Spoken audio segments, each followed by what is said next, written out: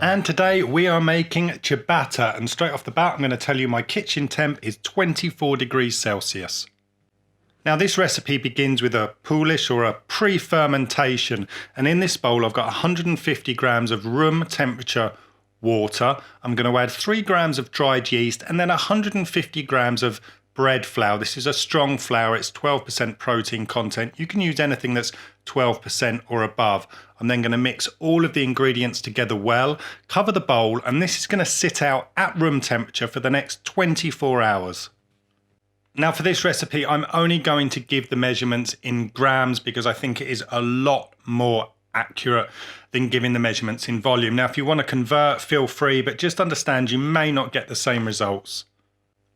Here we are on day 2, and here you can see what our pre-ferment has done. It's actually expanded in volume. You can see where this has been fermenting. The gluten structure has developed really well. The yeast has multiplied, and the mixture smells boozy and has a real depth of flavour. Now it's time to mix the main dough. Now this is a high hydration bread. This is going to be 80%. So take your water, which is 258 grams, and add it to the bowl with your pre-ferment, and you can mix this round, and that's just going to release that pre-fermentation from the bowl. Grab yourself a larger mixing bowl that's going to take all of these ingredients and add your pre-fermentation and the water into it. Now we can add the rest of the ingredients, and I've got 14 grams of sea salt, 20 grams of extra virgin olive oil. I'm going to give that a light mix just to make sure they're well incorporated, and then we can add the flour. This is 360 grams of strong bread flour. Again, this has got a 12% protein content. Now it's time to bring all of these ingredients together, and as you'll have heard me say in previous videos, this initial stage is just to combine all of the ingredients really well, so you can't see any dry flour anymore. Everything's kind of a big sticky dough mass. This will then sit at room temperature, covered with a plastic bag or cling film for 30 minutes. Okay, here we are 30 minutes later. Now, as I said, this is a high hydration bread. This is 80% hydration. So be prepared for a sticky dough, and you've just got to get used to this. Don't worry about it. Run your bowl scraper around the bowl to release the dough, and then pop that out onto your workbench. Now, there are many ways to knead sticky dough, and one of them would be, of course, to use a dough machine or a mixer. But really, I wanted to make this really simple so that people without that kind of equipment can still make this. So for a sticky dough like this, I would suggest this kind of kneading technique. But as I say, there's no right or wrong way, so you can do whatever works for you. Just get used to those sticky hands. So slap your dough down onto the counter, pull the dough back. Obviously it's going to stick, which allows you to stretch the dough. Fold it over the top and then pick it up and begin the process again. Now it doesn't have to be done exactly like this, but as long as you're pulling and stretching it, that's the best way to go. Slap it down, pull it back, fold it over, pick it up and repeat the process again. This takes 10 to 15 minutes in total. Now, as you work the dough, you're going to feel it become more elasticated. It's not going to want to stick to your hands and the table so much. It's going to want to stay in its own mass, but the dough is always going to remain sticky. So you have to persevere with that. And it's kind of a mental barrier that you need to get through if you're going to work by hand with high hydration doughs. Now, during this kneading process, you're going to want to keep your work surface clean, and you do that with a bench scraper. Now, if you don't have one, you could fashion one out of a Tupperware lid, but I'd advise investing in one. They're a couple of pounds, a couple of euros, a couple of dollars. They're definitely worth having. We are 10 minutes down the road now, and if you look, you can see this dough is starting to lift off the countertop a lot easier. As I said, it still remains really sticky. Now, of course, if you don't want to go through this process, use a mixer, but there's something amazing about feeling this dough come together by hand, and it gives you a real sense of achievement. Right, now you want to divide that dough into 2. This is going to make things a little bit easier down the road. Pop each piece of dough into a separate bowl and cover it. Leave these out at room temp for 45 minutes to rest.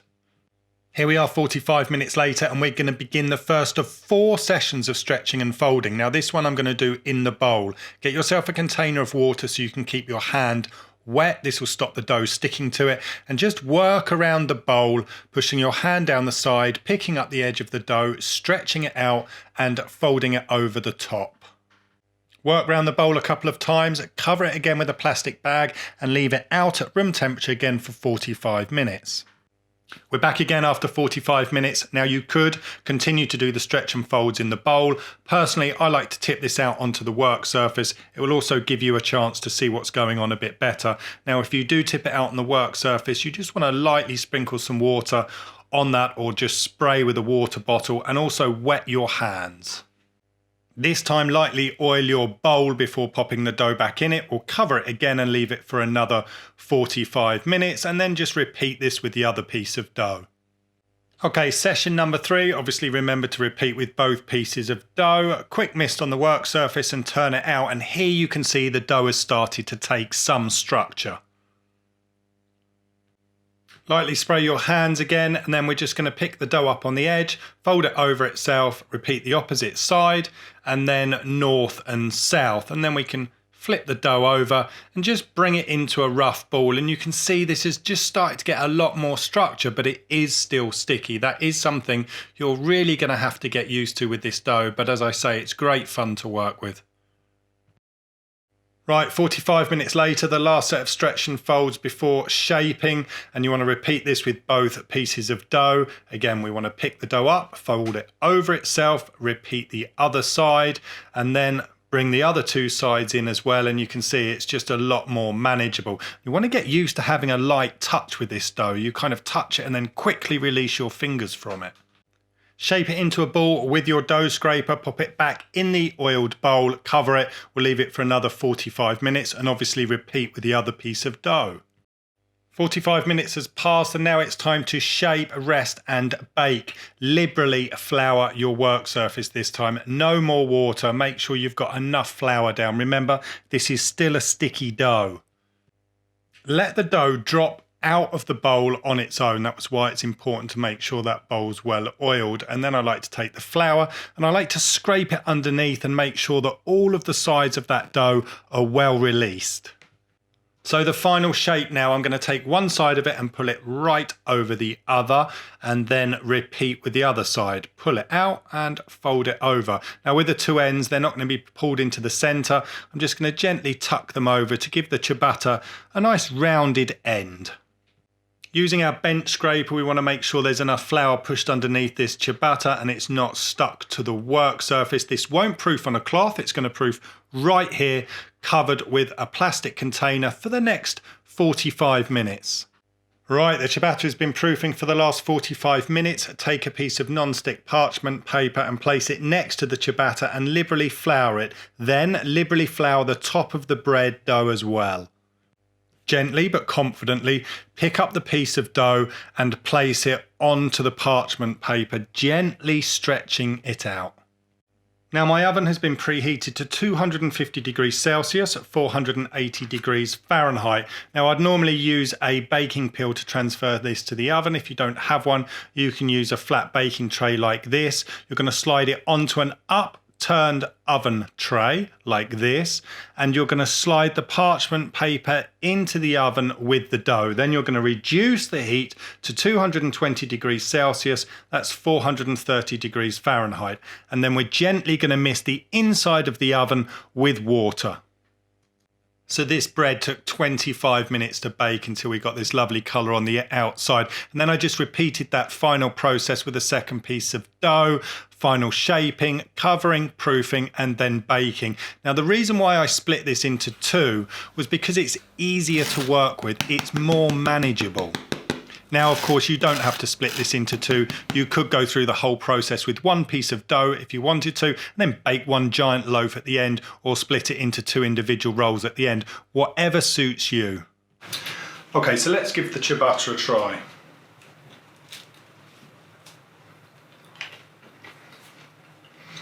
Oh yeah.